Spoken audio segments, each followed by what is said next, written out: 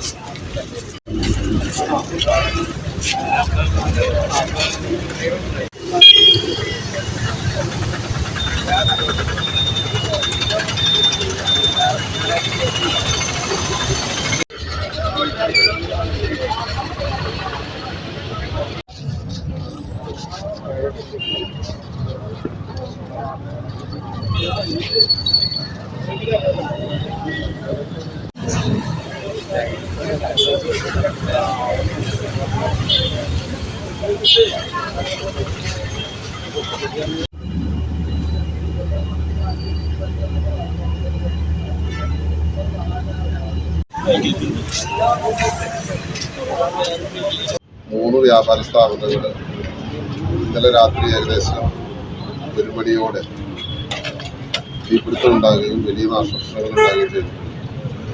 1 കോടിക്ക് മുകളിൽ സ്റ്റോക്ക് നഷ്ടപ്പെടുകയും കെട്ടിടത്തിന്റെ കൂടി നഷ്ടം കണക്കാക്കിയാൽ ഏകദേശം 2.5 കോടി രൂപയുടെ നാശനഷ്ടങ്ങളാണ് ഇതുമായി ബന്ധപ്പെട്ടിട്ടുണ്ടായിരുന്നത്.